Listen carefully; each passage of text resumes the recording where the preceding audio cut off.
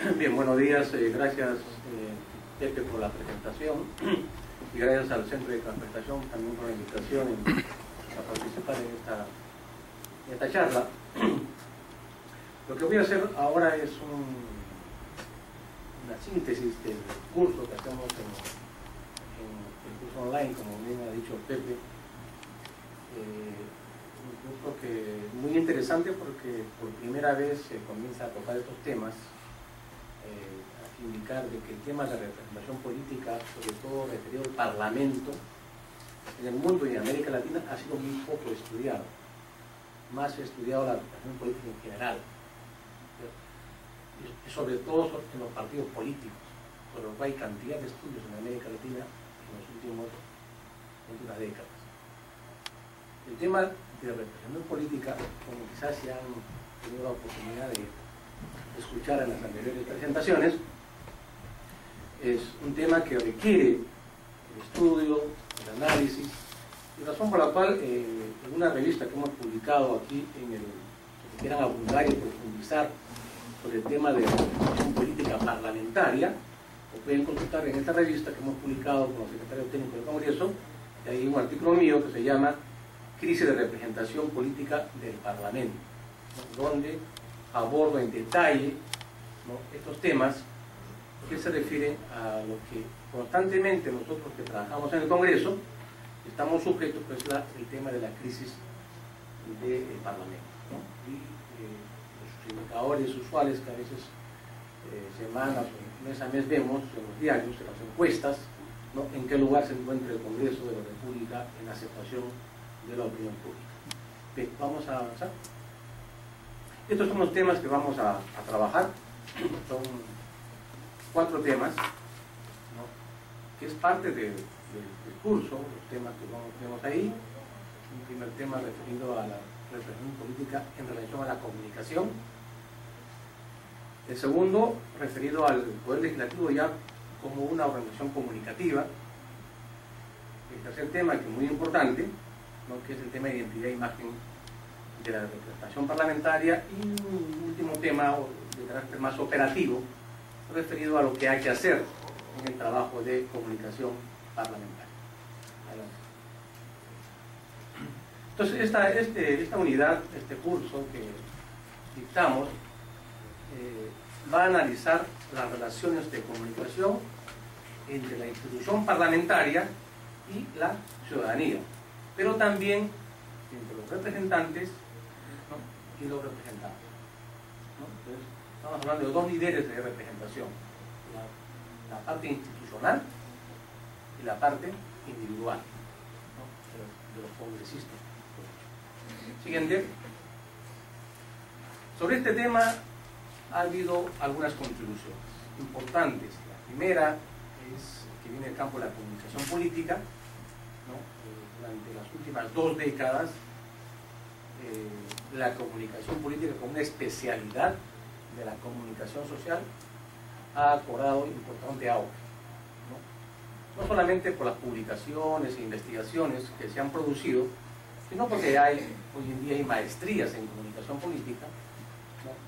Hay especializaciones, diplomados que constantemente se dictan en varias universidades del mundo del país. En mi caso, de mi universidad, donde yo soy profesor en la Universidad de San Marcos, el año 96 creamos el curso de comunicación política, que lo estuvimos dictando durante varios años, ¿no? Como también, ¿no?, el caso de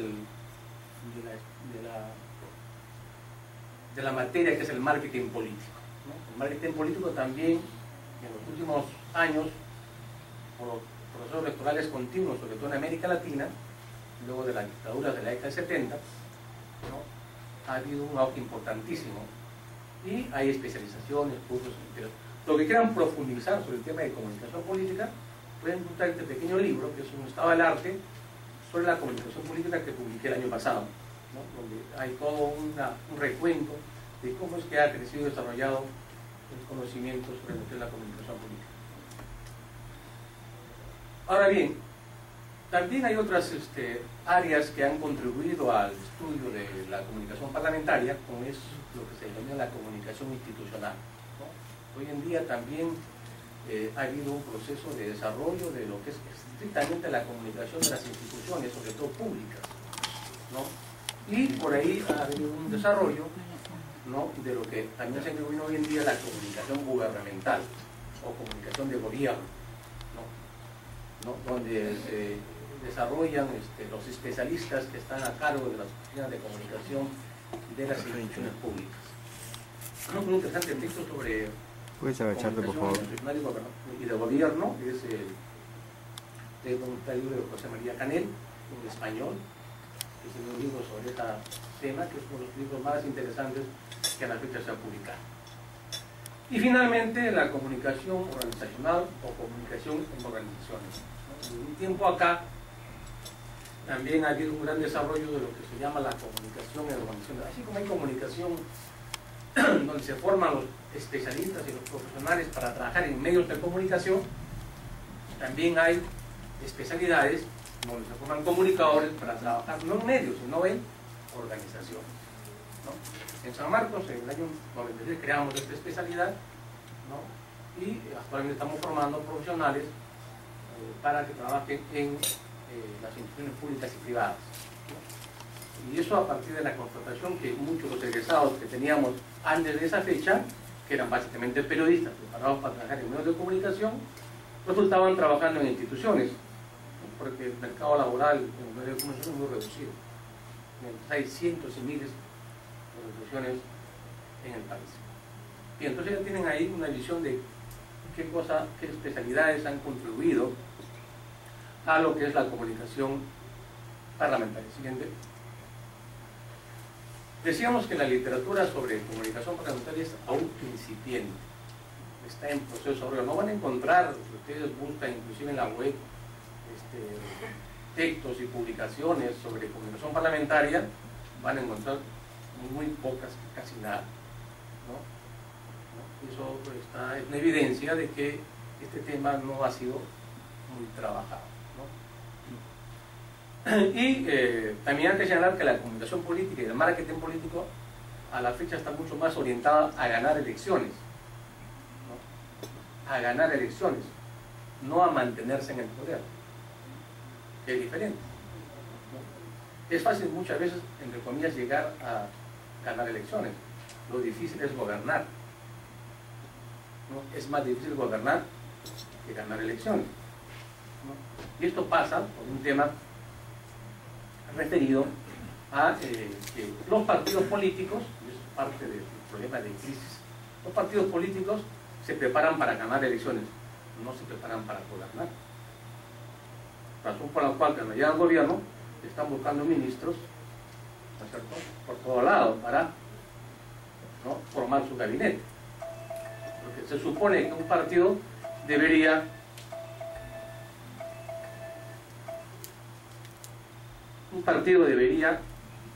preparar sus cuadros que van a subir el comando de gobierno. Y en los últimos años, en el caso peruano y en el caso de América Latina, eso no ocurre, ¿no? Siguiente. Entonces vamos a tocar el primer punto, representación política en relación a la comunicación. Siguiente. Vamos a ver 3 puntos acá. El primero, las relaciones de comunicación entre representante y representado. Segundo, representación y comunicación política. Y tercero, representación y demandas ciudadanas. Siguiente. Una autora, Anna Picking, que tiene un trabajo muy consultado sobre el tema de representación política, ¿no?, nos habla que las relaciones entre representante y representado se dan en 5 dimensiones, ¿no?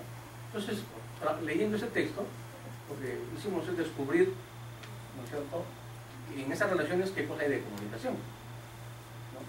Si es que realmente en el proceso de representación política hay procesos comunicativos. Entonces, a partir de ese texto hemos señalado que la comunicación se da en la primera dimensión, en la representación como autorización. ¿Qué quiere decir eso? Quiere decir que cuando nosotros elegimos a un representante es porque pensamos y estamos de acuerdo con lo que él nos plantea. Pero para llegar a ese momento hemos tenido que recibir información, comunicación del que quiere ser elegido. Entonces hay un primer momento de comunicación entre el representante y el representado en el momento de la elección, ¿no? Ustedes saben que ¿qué es la elección? ¿Qué es el acto de votar? ¿No? En teoría es el momento en que cuando yo sufrago, deposito mi voto en la ánfora, ¿qué estoy diciendo? Estoy delegando poder a quien se supone va a representar. Estoy transfiriendo poder. Digo, yo con mi voto estoy decidiendo el poder que yo tengo como pueblo, lo asigno a una determinada persona, ¿no? Y ese señor va a actuar en representación mía, porque yo le he otorgado, mediante la voluntad popular, el acto de facto, le he otorgado, le he delegado el poder, ¿no? ¿Por qué tiempo? Por ejemplo, para el presidente durante 5 años, para los congresistas durante 5 años, para los gobernantes regionales durante 4 años, por un periodo. La segunda dimensión, la comunicación en la representación como responsabilidad, señala de que el representante tiene que dar cuenta a sus representados de lo que hace. Entonces, en ese proceso hay comunicación. ¿Cómo hago yo para dar cuenta a mis representados de lo que hago como representante? Mediante la comunicación, ¿no? Otro tema es si hago bien o no mi labor, o si comunico adecuadamente a mis representados lo que yo estoy haciendo. La tercera dimensión, la comunicación en la representación como descripción, se refiere, aunque así lo señala Alan Pitkin, pero se refiere a lo que es el parlamentario, lo que representa el parlamentario, tanto como persona, por su trayectoria política, etcétera, ¿no?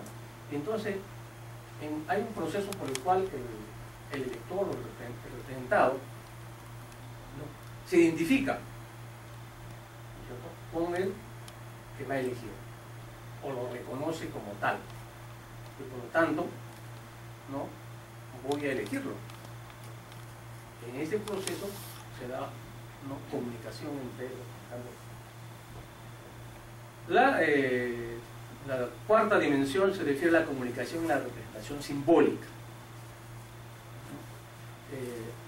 Acá se refiere a que el representante, ¿no?, parlamentario en este caso, ¿no?, se supone que es elegido por la voluntad popular, ¿no?, simboliza, ¿no es cierto?, al pueblo, ¿no? Este proceso de simbolización que se procesa en la mente de los electores, ¿no es cierto?, y de los gobernados, es un proceso también de comunicación.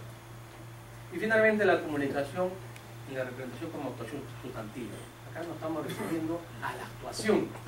Vamos a ver más adelante cómo el tema de la actuación de las instituciones y los representantes son aspectos clave, ¿no es cierto?, en el proceso de acción política y también de comunicación. Entonces se refiere a lo que hace, ¿no es cierto?, el representante y ser reconocido o no por lo que hace.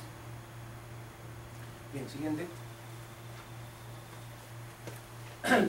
Otro autor también señala de que el escenario entre representante y representado se da en 3 dimensiones, en 3 escenarios.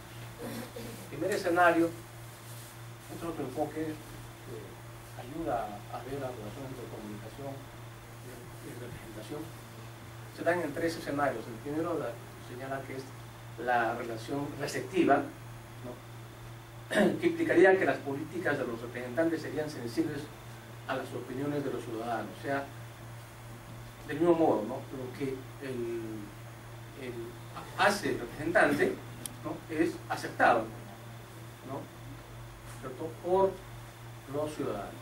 El segundo escenario se daría entonces también en la relación, en los mandatos con las políticas que se desarrollan, ¿no?, y que vincula a los ciudadanos con los políticos, ¿no?, a través de lo cual se construye una representación, ¿no? Si las políticas son las adecuadas, habrá identificación, ¿no? Si son erradas, estábamos viendo hace un momento el tema de de la ley del servicio civil, ¿no es cierto?, que es un tema de actualidad.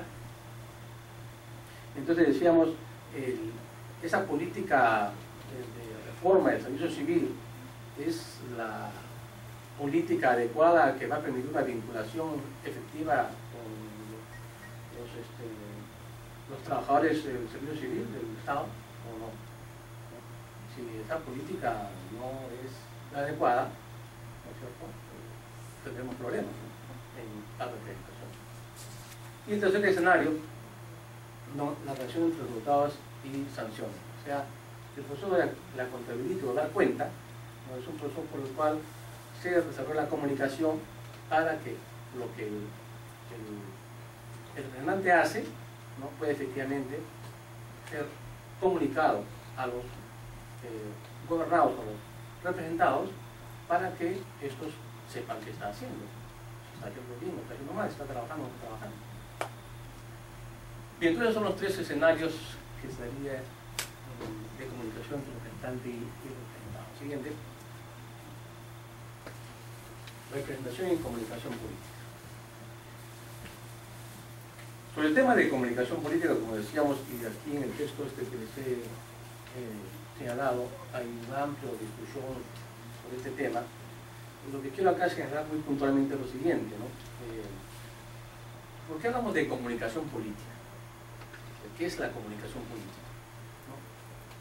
Una primera idea es, y esta definición de qué es la política a mí me gusta mucho, porque es cortita pero es puntual. ¿Qué es la política? La política es la actividad que realizan los hombres en torno a un tema. ¿Qué es la política? La actividad que hacemos en torno a un pueblo. Así, esa definición pequeñita, pero es directa y precisa, ¿no? Pero la política es también un proceso de comunicación, ¿no? Hacer política es hacer comunicación, ¿no? Y esto parte también de una idea de otra discusión que es sobre qué es la comunicación en términos de objeto de estudio y de disciplina, ¿no? A la cual yo he concluido que ¿qué es lo que estudia la comunicación? La comunicación estudia la comunicación de los seres humanos, es su objeto de estudio, ¿no? Y la comunicación es una actividad más de los seres humanos, como son las otras actividades. Hacer política es una actividad, producir es una actividad, ¿no? Hacer cultura es otra actividad. Entonces cada una de estas actividades de los seres humanos es estudiada por una disciplina, ¿no? La antropología, ¿qué estudia? La cultura, ¿no? La economía, la producción, ¿no? Y así podríamos pasar revista a todas las disciplinas que estamos viendo objeto de estudio. En este caso, la comunicación es una actividad más. Lo particular de la comunicación, que nos diferencia de las otras disciplinas, ¿cierto?, es que está presente en todas las actividades del ser humano.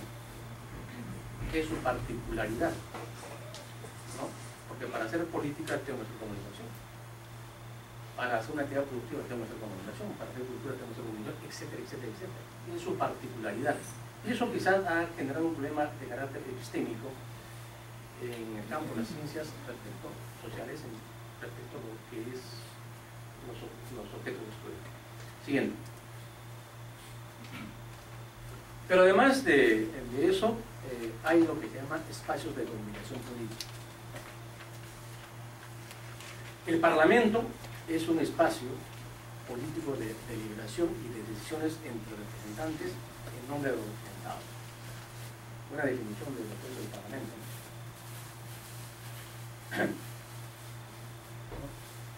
Es por consiguiente, entonces, ¿no es cierto?, un espacio de comunicación política.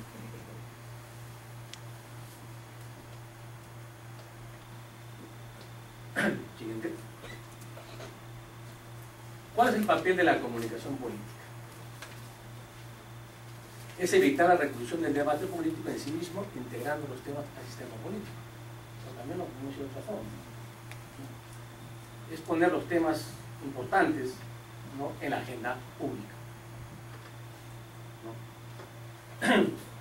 Por eso se dice que las funciones de la comunicación política son tres: identificar los problemas nuevos, qué problemas nuevos están coyuntura, favorecer la integración del debate político, ¿no? O sea, hoy día tenemos varios temas de coyuntura, hoy en la mañana tenemos un tema de coyuntura, ¿cierto? Y entonces, a que la comunicación permite, favorece, ¿no?, ese intercambio de planteamientos, puntos de vista, interpretaciones, etcétera, etcétera, ¿no? Y facilita también la inclusión de los temas que ya han dejado de ser objeto, ¿no?, de los conflictos. Salen fuera de la agenda. Evidentemente que un problema es quién pone la agenda, ¿no? Y hay una competencia en la agenda entre quién pone la agenda entre el gobierno, la oposición y los medios de comunicación, ¿no? Se supone teóricamente quien debería poner la agenda siempre debería ser el gobierno, ¿no? Se supone, porque no estaría sujeto a que le estén poniendo la agenda permanentemente, ¿no? Lo cual no debería ser, ¿no? Porque ese escenario no le es favorable. Siguiente. Representación y demandas ciudadanas. Como decíamos, la representación política implica un vínculo entre representantes y representados. Hemos visto cuál es la naturaleza de ese vínculo, ¿no?, entre representantes y representados. Pero si este vínculo, esta relación que hay entre en este caso entre el parlamentario y sus representados, ¿no es cierto?, se debilita, no hay una buena comunicación, por ejemplo, o por los otros factores que ya lo hemos señalado, se podría dar una crisis de representación política, ¿no? Entonces lo que importa es fortalecer este vínculo, ¿no?, para lo cual es necesario establecer canales permanentes de comunicación, y esos canales tienen que ser eficientes y efectivos. Uno de los problemas de la representación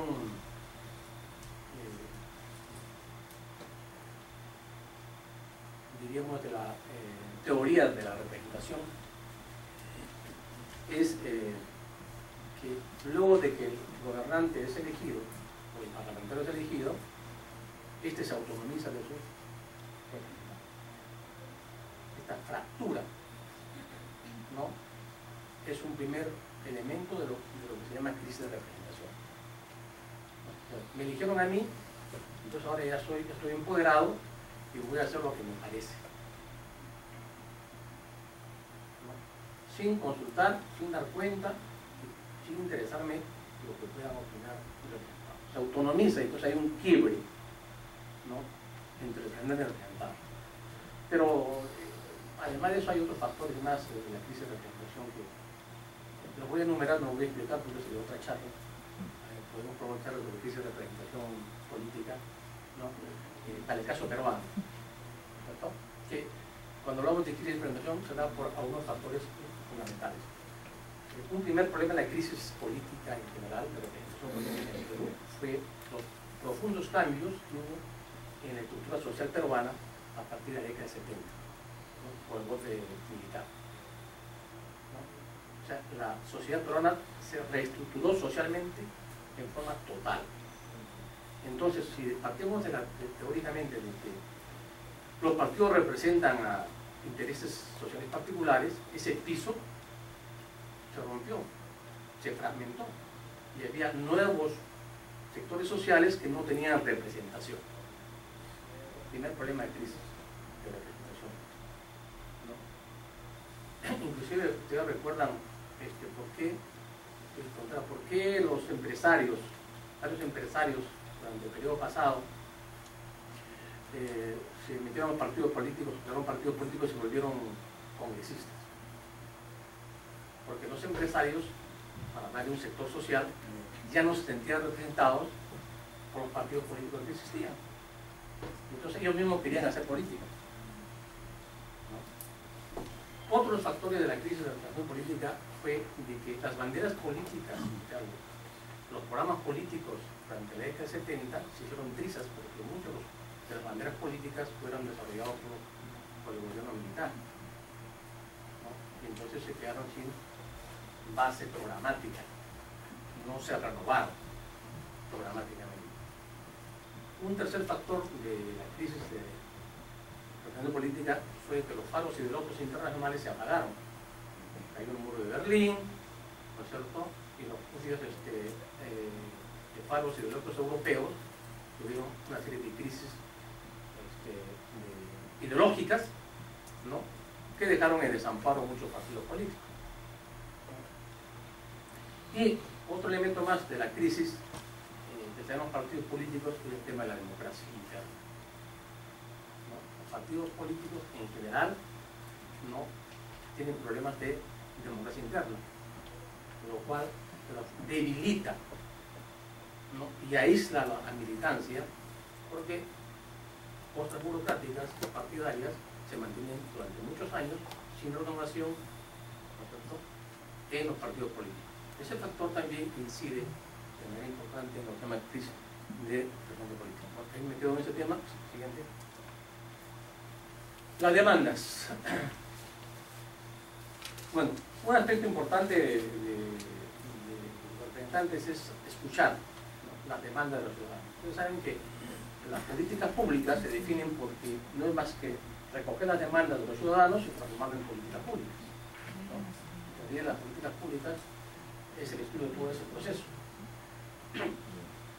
¿no? Entonces, es importante para los representantes establecer canales de comunicación efectivos para recoger las demandas de los ciudadanos y traducirlo en acciones, en soluciones, ¿no? Y eso solo es factible si es que existe una buena comunicación que permita levantar esas demandas y transformarlas en acciones, ¿no?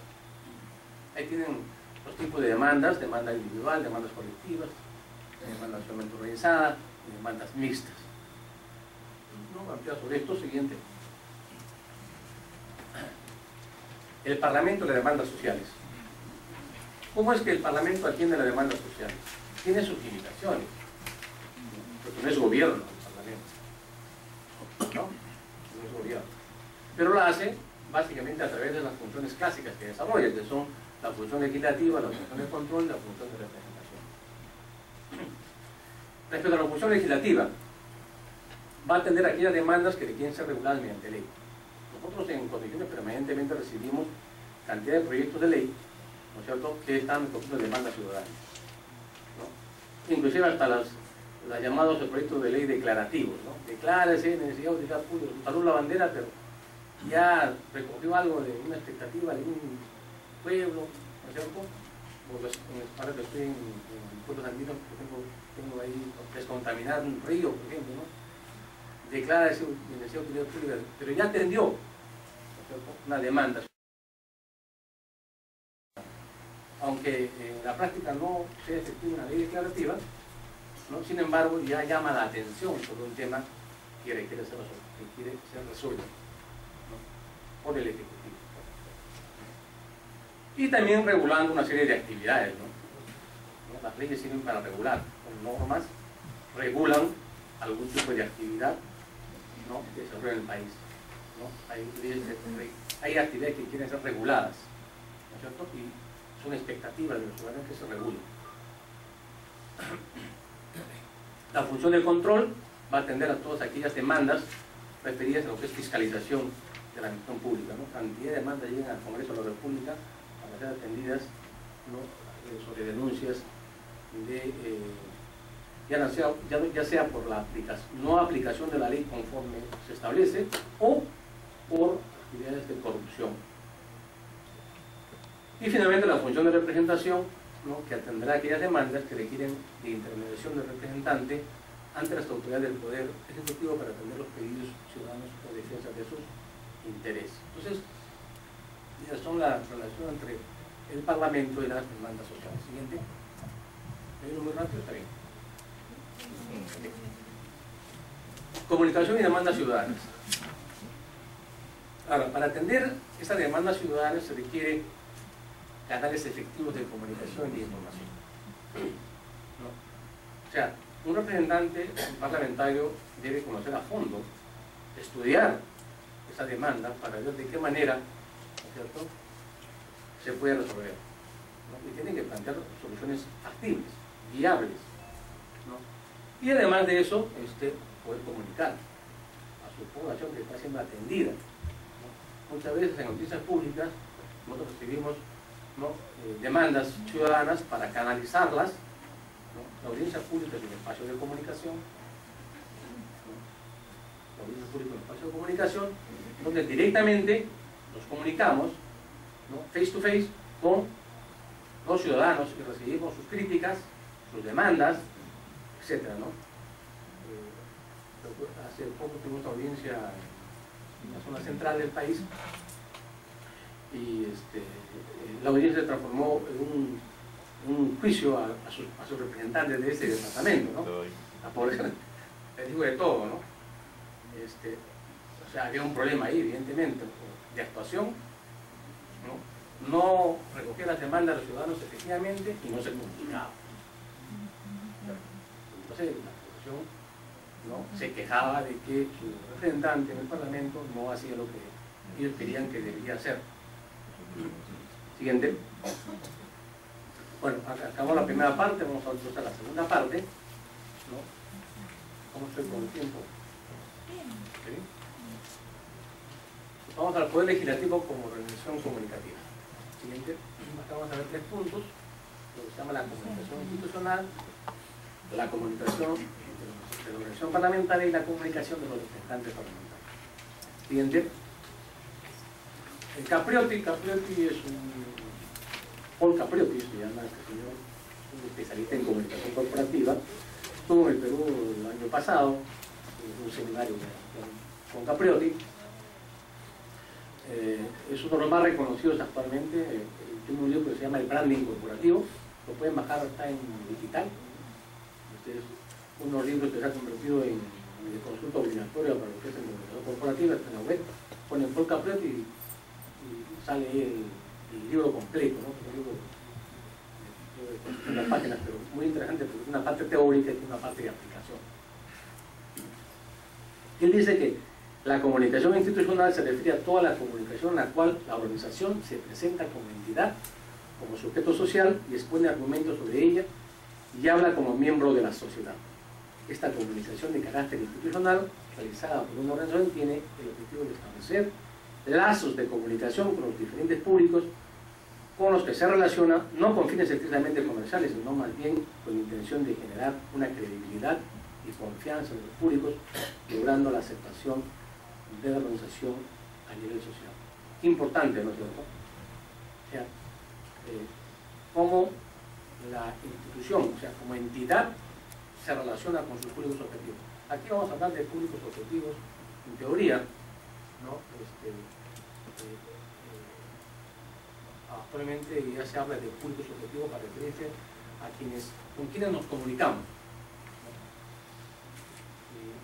Con quienes nos comunicamos son personas, son organizaciones y tenemos que identificarlas, ¿no? Que sustituye la idea de los receptores que antes usaba, ¿no? O audiencia que también se decía, ¿no?, que es parte ya de una teoría ya superada, ¿no?, por esta discusión sobre los públicos objetivos. Pero una institución, en el caso del Parlamento no hay problema porque es una institución pública, ¿no?, pero acá también se refiere a las instituciones privadas, a las empresas, ¿no?, en general, donde tienen un aspecto de institución como entidad y de un aspecto comercial, porque vende productos y servicios, ¿no? Para eso se hace un tipo de comunicación, ¿no?, que es lo que nos vamos a ver acá. Siguiente. ¿Cuáles son los problemas de comunicación en una institución parlamentaria? Hay problemas, es complicado, es complejo. ¿Por qué? Porque nosotros acá en el Congreso tenemos una serie de actividades. Un primer problema, pongamos, la sobrecarga de información. Recibimos cantidad de información. Procesar esa cantidad de información es bastante difícil. Hay mucha información que no podemos atenderla. Y eso nos genera un problema de comunicación, ¿no? Un segundo problema es la tensión que impide y dificulta el tiempo para la reflexión. Ese estrés que vivimos cotidianamente, sobre todo los que trabajamos en comisiones, ¿no es cierto?, que hay una presión ahí para atender sobre todo los requerimientos del trabajo legislativo o de fiscalización. va a impedir tener espacio para sentarnos a pensar tranquilamente, a reflexionar, a analizar. A veces nos tienen las cosas para ayer. Entonces, una cosa que decíamos nosotros en revisiones es que lo que hemos aprendido es a pensar rápido, ¿no? Somos una especie de gentes que piensan rápido, ¿no? Porque si te preguntan tienen que tener la respuesta, ¿no? Y en momentos que pensar muy bien esto, lo que es, ¿no? Tienes que tomar decisiones. No puedes decir no sé, ¿no? Y ya pasó el tren y te llevó un encuentro, ¿no? No. Entonces, somos analistas que estamos pensando con rapidez y tener la respuesta con rapidez. Y si no sabes, ya fuiste.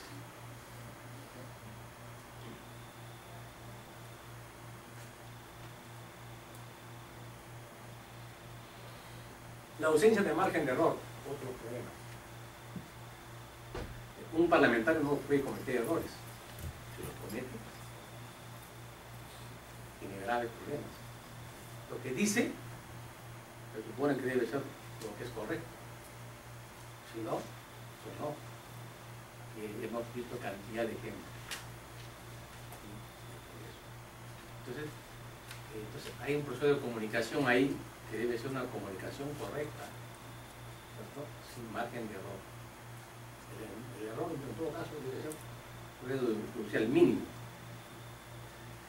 El otro problema es el estrés al que estamos sujetos en el Congreso, ¿no? Si nosotros vamos a que nos dé una estadística acá el centro médico, qué temas atiende, es fácil saber que todos son problemas por el estrés o producidos por el estrés.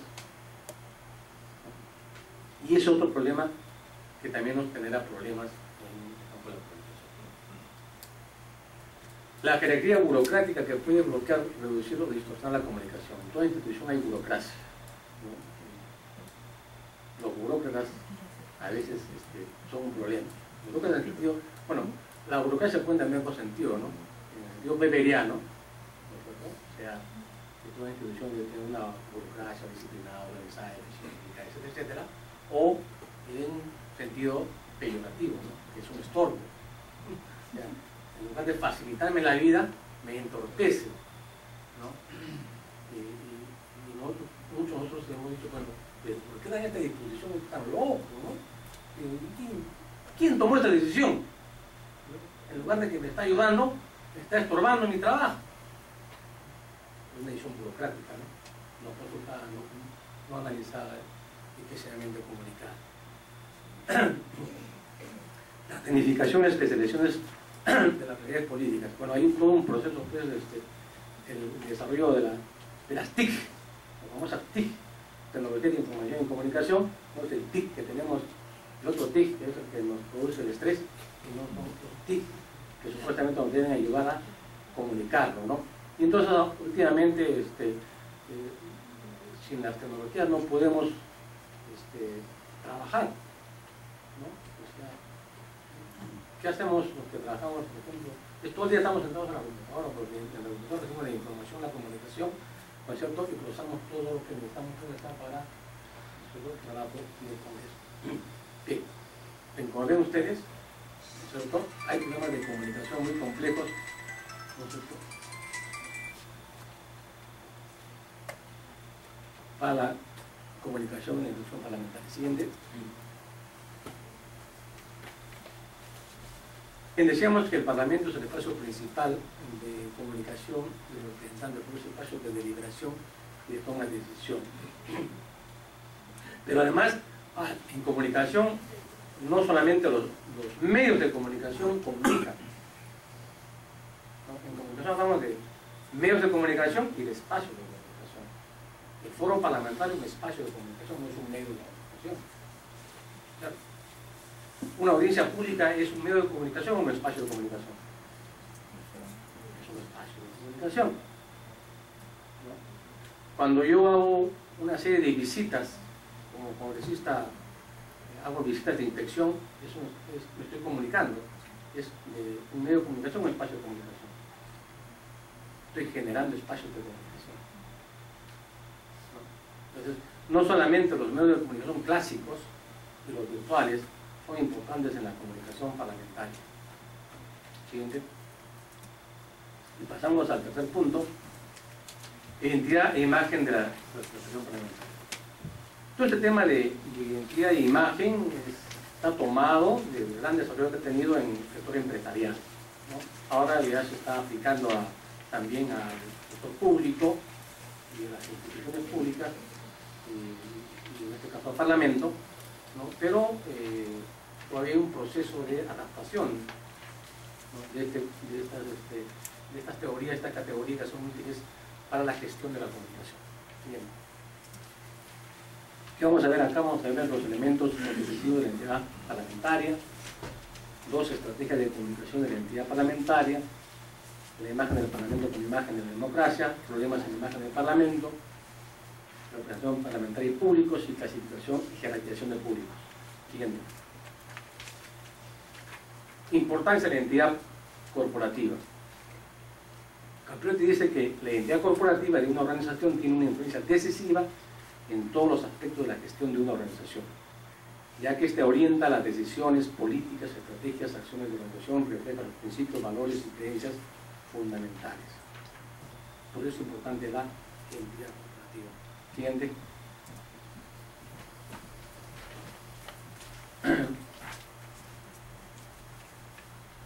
Definición tiene una definición también de identidad corporativa: es el conjunto de características centrales, perdurables, distintivas de una organización con las que la propia organización se autoidentifica en el nivel introspectivo y se autodiferencia de las otras de su entorno. O sea, conjunto de características.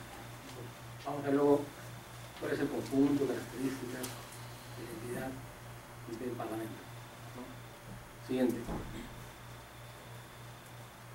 Ahí están los elementos constitutivos de la entidad parlamentaria.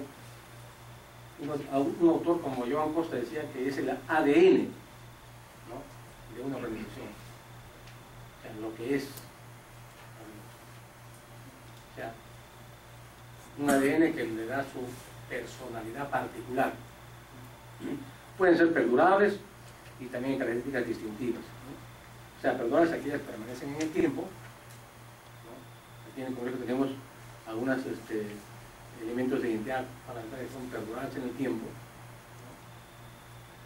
y otras distintivas que nos diferencian en relación a otras entidades, ¿no? En el caso del Congreso eso es, ¿no?, irrefutable, ¿no? Cae por su propio peso. Siguiente. ¿Qué factores influyen en la identidad corporativa? La personalidad y normas del fundador. En el caso del Congreso, de los fundadores del Congreso de la República, ¿no? Dos, la personalidad y normas de las personas clave, que quienes imprimen una dirección, una conducción. En este caso, en el Congreso está el presidente del Congreso, la mesa directiva y las bancadas. Primen. Tercero, su evolución histórica. Bueno, el Congreso tiene una historia muy particular y tiene un peso en la historia del país. Cuarto, también los individuos, en este caso los parlamentarios, ¿no? Cada parlamento tiene sus personalidades, ¿no?, buenas, regulares, malas, etc., ¿no? Pero eso le da, ¿no?, una identidad en cada periodo legislativo. Y el entorno social, ¿no? O sea, todos los elementos externos al Congreso que lo determinan, lo influencian, etcétera, etcétera, ¿no? Bien, pues esos son los 5 factores que influyen en la identidad corporativa. Siguiente. Ahí tiene la identidad del Parlamento, estarían los fundadores legislativos en cada país. Bueno, dice en cada país porque esto es internacional. La personalidad de las agrupaciones políticas que tienen su propia representación en el Parlamento. Lo que decíamos, la personalidad de los directivos y portavoces, la inversión histórica y el control social, de las características de cada sociedad. Siguiente. Hay un principio importante en comunicación, es que en una institución todo comunica. Todo comunica. Lo que hacemos, actuamos, nuestro comportamiento está comunicando. saquemos de la cabeza esta idea de que solo comunicamos cuando sacamos un boletín, ¿no? O cuando damos una declaración, ¿no?, a un medio de comunicación. Por esa razón, los políticos tienen que tener un buen comportamiento como persona en la vida privada y en la pública, porque todo comunica. Siguiente. Tal como lo señala acá, la comunicación de identidad corporativa de la organización no solamente son los mensajes simbólicos elaborados por una institución, sino también la conducta de la organización. Y esto, en el caso del Parlamento, debemos tomarlo muy en cuenta. Siguiente. Ahí están las dimensiones de la identidad corporativa, ¿no? Los dos elementos que hemos señalado, la conducta corporativa y la comunicación corporativa. Siguiente. La conducta corporativa es la actividad y comportamiento diario de la institución, es el saber hacer. Todas las acciones y comportamientos de una organización tienen una dimensión comunicativa, es decir, hablan de la organización. Y la comunicación corporativa son las acciones de comunicación propiamente dichas, es el hacer saber. Son las relaciones de comunicación que establecen la organización con sus públicos. Entonces son las dos dimensiones, ¿cierto?, de la identidad corporativa. Siguiente. Y pasamos al tema de la imagen. Aquí hay que hacer una distinción metodológica entre identidad e imagen. Identidad, como hemos visto, es lo que es la organización. Imagen es lo que se proyecta en la mente de la gente. Hay mucha confusión sobre esto, ¿no? Confunden identidad, generalmente se confunde identidad con imagen, ¿no? Por ejemplo, inclusive los nombres de las oficina de imagen, ¿no?, institucional. Debería ser de imagen o de identidad. O sea, es una precisión importantísima, ¿no? O sea, no confundir identidad con imagen. Entonces, ¿qué es la imagen? Es la representación mental en el imaginario colectivo de un conjunto de atributos y valores que funcionan como un estereotipo y determinan la conducta y opinión de esa colectividad. Y clarita de definición. Precisa. Entonces, nosotros comunicamos, ¿qué cosa? La identidad, no comunicamos la imagen. Comunicamos la identidad y al comunicar la identidad, en la mente de la gente se va a formar esa imagen. Siguiente. La imagen corporativa de una organización sería una estructura mental cognitiva que se forma por medio de las sucesivas experiencias directas e indirectas de las personas con la organización. Estaría conformada por un conjunto de atributos que la identifican como sujeto social, comercial en este caso, y la distinguirían de las demás entidades. La idea global que tiene sobre sus productos, sus actividades y su conducta. Una ampliación de lo que es la imagen. Siguiente. ¿Qué problemas tiene el Congreso, el Parlamento, respecto a la imagen? Ya lo hemos dicho anteriormente, ¿no? Tiene que ver con los problemas de representación, de representación en general, ¿no es cierto?, política, porque hay dos dimensiones, ¿no? Hay lo que se llama la crisis de representación política en general, que afecta no solamente al Parlamento, a los partidos políticos, en general a toda la clase política, ¿no? Pero en particular hay una crisis de educación parlamentaria que no afecta solamente a los parlamentos, a los poderes legislativos. Siguiente. Y sobre esto, aquí he puesto una cita de Sartori, que es interesante.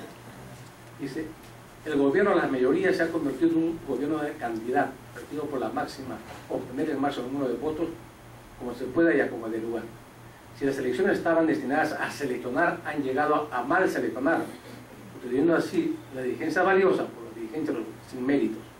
No cabe duda de que se podría aducir que esta evolución es inevitable. Aún así, las preocupaciones valorativas no deben someterse a supuestas fatalidades y en realidad nacen para contrastar el peso de los hechos. Está diciendo que la elección de los representantes debe ser sobre una base de los mejores, ¿no? Y a otros, Corbin y otros más han dicho de que el gobierno debe ser el gobierno de los políticos, ¿no? Se entiende por gobiernos políticos aquellos que se han formado para gobernar, no a los improvisados, que no se formaron para gobernar y llegan a un puesto de gobierno sin ninguna trayectoria y sin saber qué hacer, porque no tenemos formación simplemente, ¿no? Un elemento de la crisis de la representación parlamentaria. ¿Entiende? Y también dice Sartori que la crisis de representación en buena medida es el resultado de qué esperamos de la representación, lo que esperamos de la representación, lo que no puede dar. O sea, le estamos pidiendo a los representantes que actúen como no deben actuar. O sea, demasiadas expectativas, ¿no? Respecto a lo que deberían hacer los parlamentarios. Pero a veces ese es un deseo que no se cumple, ¿no? Siguiente. Y acá pasamos al tema de los públicos. Y aquí esto es importante, ¿no? En comunicación es importante saber con quién nos comunicamos, ¿no? Y para eso es importante identificar nuestros públicos. Se parte del principio que no podemos dar el mismo mensaje a diferentes públicos. Tenemos que orientar, por tanto, el tipo de comunicación hacia el público específico. En marketing eso se llama segmentación, ¿no? Entonces dice conjunto de personas u organizaciones que tienen una relación similar y un interés en común con respecto a una organización y que pueden influir en el éxito o el fracaso de la misma, ¿no? O sea, nosotros nos comunicamos, el Parlamento Comunista se comunica con personas, pero también con instituciones, ¿no? Entonces yo no puedo dar el mismo tipo de comunicación a una persona que a una institución. Y dependerá del tipo de institución, cómo es que me comunico con ella. Siguiente. Y para hacer eso, lo que hacemos nosotros es lo que se llama el mapa de públicos, ¿no? El mapa de públicos tiene por objeto identificar y clasificar los públicos de la organización con los cuales es necesario comunicarse para el cumplimiento de los objetivos de la organización. Algo muy sencillo, ¿no? Parece elemental, pero no se hace. No se hace. No hay mapa de público. ¿Ustedes conocen un mapa de público acá en el Congreso? ¿He hecho la alta dirección? Nunca. No existe.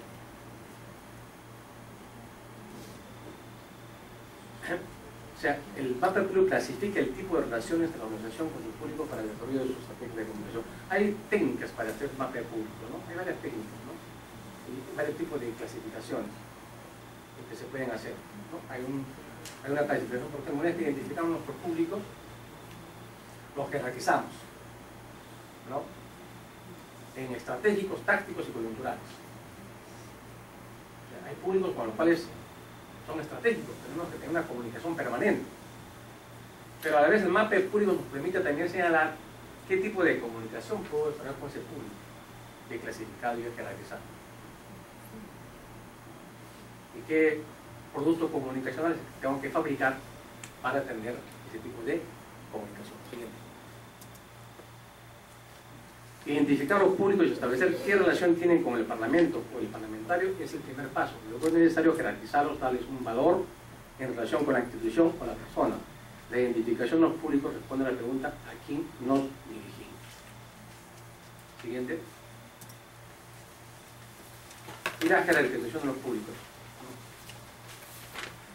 que tiene tres pasos. Primero, definir cualitativamente a cada público, ¿no? Para poder orientar el tipo de comunicación. Dos, evaluar cualitativamente la necesidad de comunicación con cada uno de los públicos.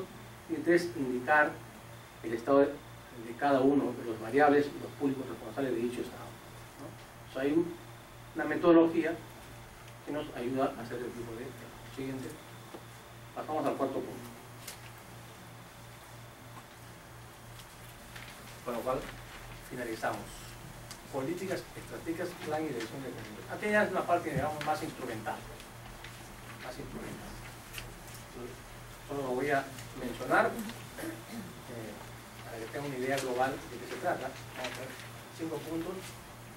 la política de comunicación del Poder Legislativo, estrategias de comunicación del Poder Legislativo, plan de comunicación, dirección y funciones de la dirección de comunicación. Pasamos al siguiente. Para desarrollar comunicación, una organización, o sea, Parlamento, se comunica con sus públicos. Parlamento se comunica con sus públicos. Los identificamos quiénes son, y para hacer la gestión de comunicación necesitamos algunos instrumentos, ¿no?, que se llaman documentos de gestión. Necesitamos tener un documento que se llama política de comunicación.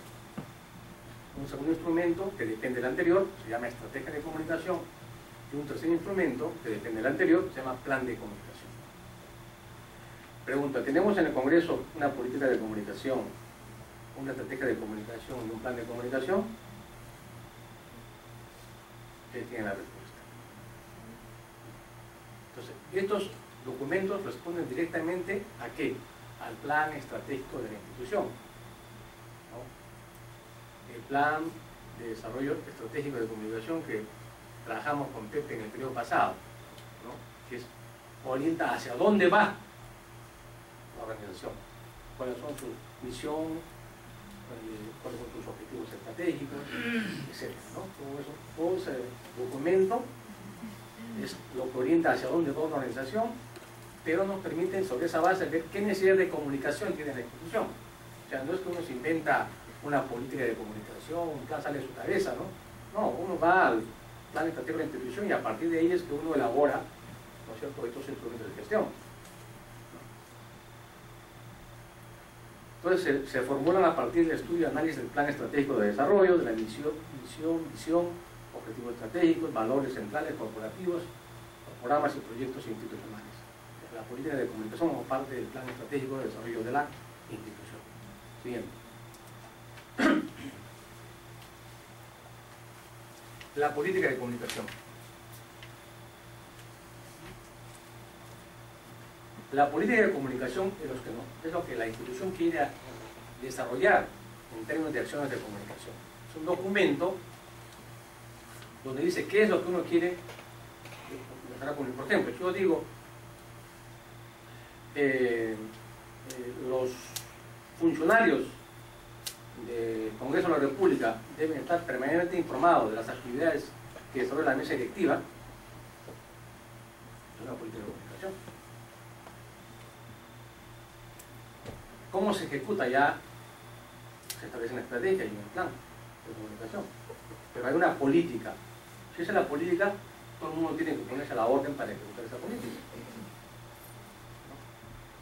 ¿no? Y así el Congreso puede determinar una serie de políticas de comunicación con sus miembros al interior, porque las políticas de comunicación tienen dos partes: lo que se llama políticas de comunicación interna, es decir, con los miembros de la organización, y políticas de comunicación externa, en este caso con nuestros representados, o sea, con el pueblo, ¿no?, a quien nos debemos, ¿no? Se llama comunicación externa.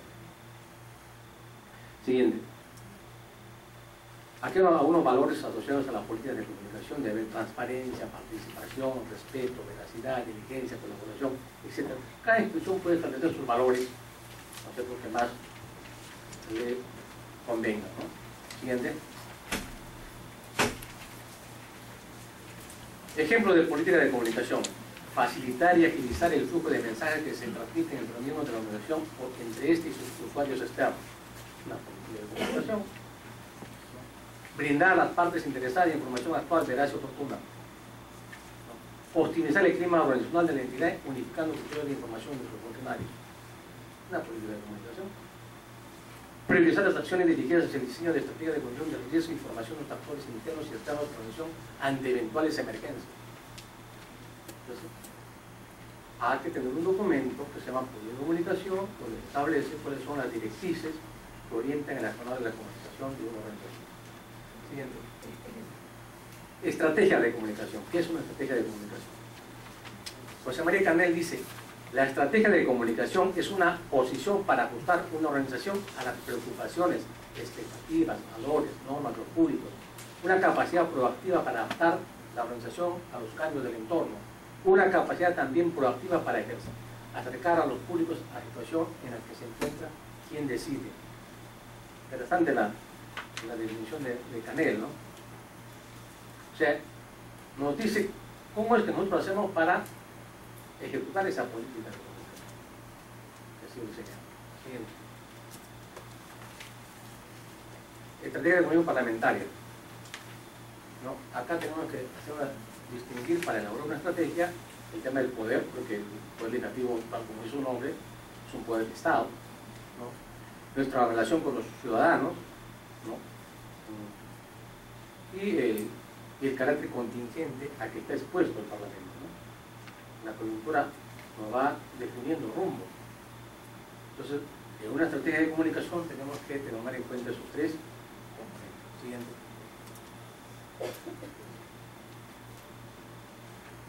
Complejidad de la estrategia de comunicación parlamentaria, ¿no? Ya hemos señalado cuáles son los problemas de complejidad que hay en la cuestión parlamentaria, ¿no? Además es un lugar de deliberación, de discusión, de negociación, ¿no es cierto?, donde intervienen no solo los congresistas, intervienen todos los actores de la sociedad, permanentemente, ¿no?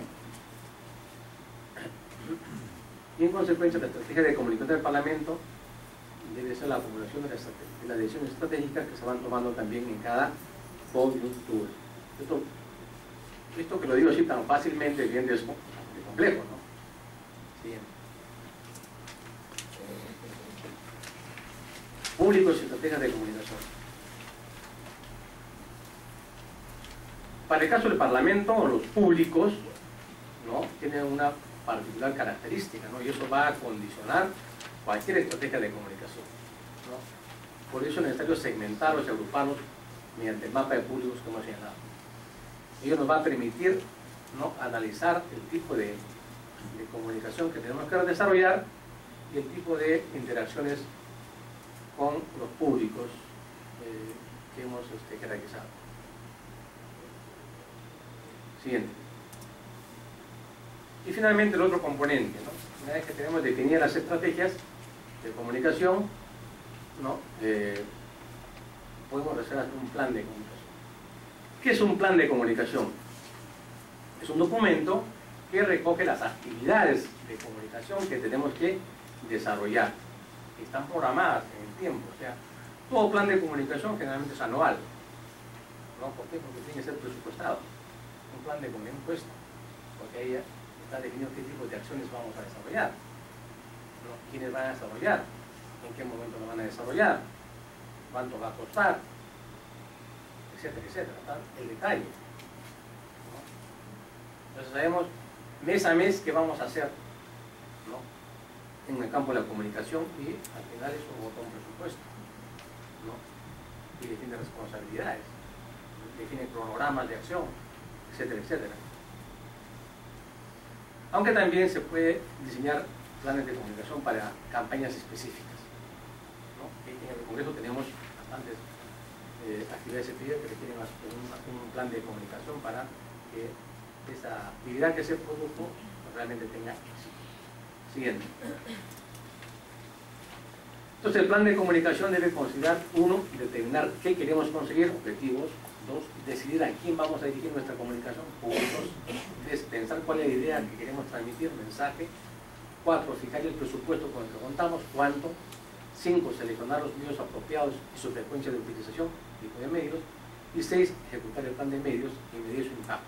O sea, gestión y evaluación. Todo eso es, ¿no?, un plan de comunicación. Así, con esos parámetros es que armamos, formulamos un plan de comunicación. Siguiente. Y para que este plan se desarrolle necesitamos una unidad operativa.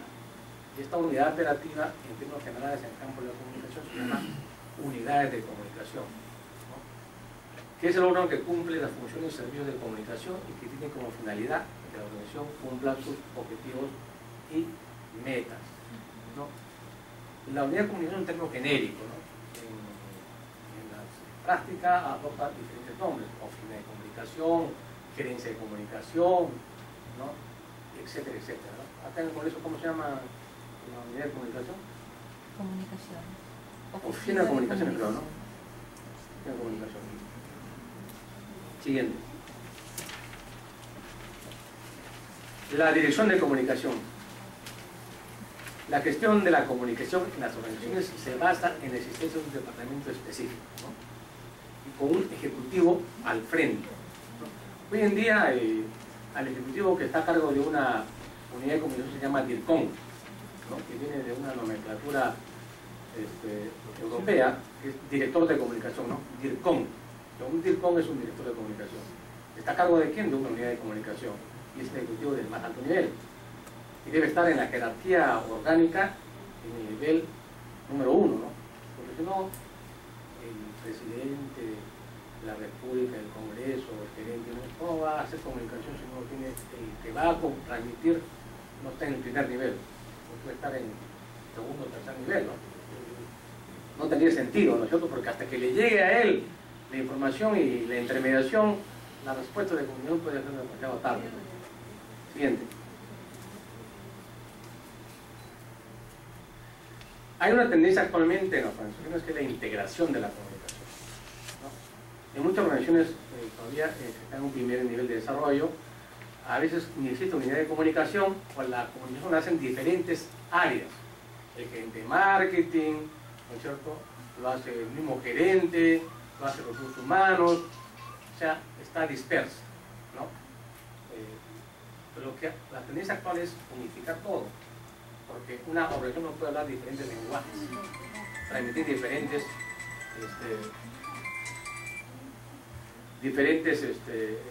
mensajes. Tiene que haber un mensaje coherente, unificado. Entonces, ahora la tendencia es unificar bajo un solo comando a todas las áreas que comunica la organización, de forma que haya una comunicación eficiente, eficaz y coherente. Evidentemente que hay resistencia a esto, ¿no? Las organizaciones antiguas y burocráticas aún siguen manteniendo estructuras de comunicación antiguas, ¿no? Que no permiten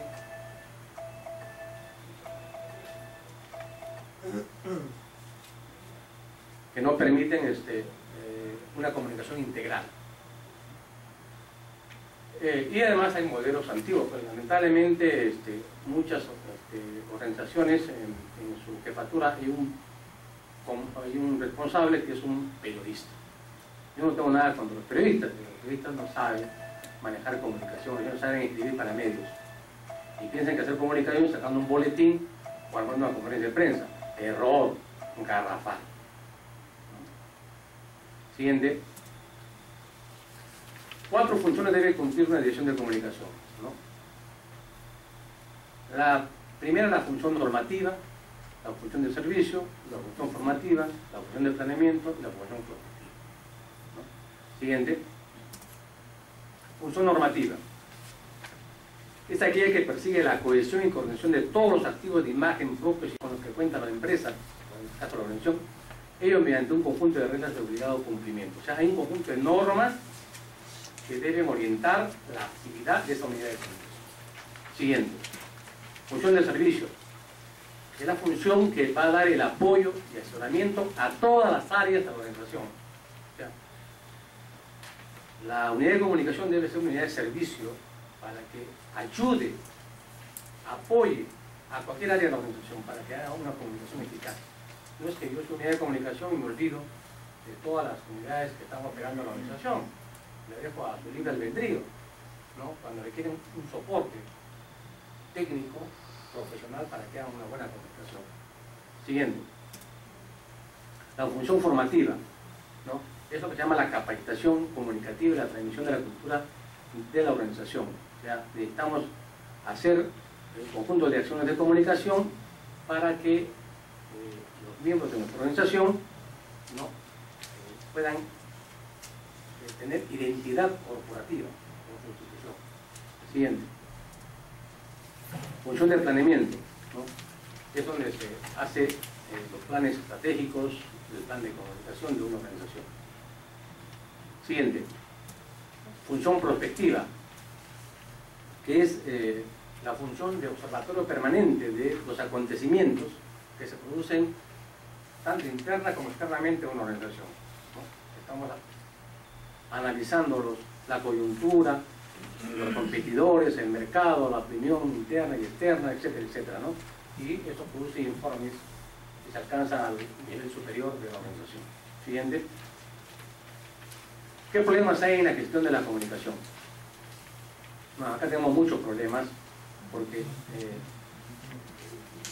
las nuevas formas de gestión de la comunicación que se vienen desarrollando ya en todo el mundo, a nivel tal como lo he planteado, finalmente no se hacen en las organizaciones. No se hacen porque los directivos valoran muy poco la comunicación, no le dan la importancia, porque no está claramente definida las figuras del director de comunicación y sus funciones, ¿no? Porque las funciones de comunicación no son objeto de planificación y gestión estratégica, ¿no? Y eso lo vemos permanentemente en muchas organizaciones, ¿no? Pero eso está cambiando poco a poco porque las organizaciones se están modernizando, se están reestructurando y están dando un valor más importante a las unidades de comunicación, que están reformando sus gerencias para ponerse al día y al tono con la sociedad de información y la comunicación. Siguiente. Finalmente, bueno, en esta charla hemos visto 4 temas. El primero, hemos visto la relación que hay entre representación política y comunicación. Hemos visto que es importante en el campo de la comunicación, en la acción de representar. Hemos visto cómo el poder legislativo es una organización que comunica, ¿no?, corporativamente, ¿no? Y qué importante es, ¿no es cierto?, que la conducta y la estrategia de comunicación que desarrolla una organización.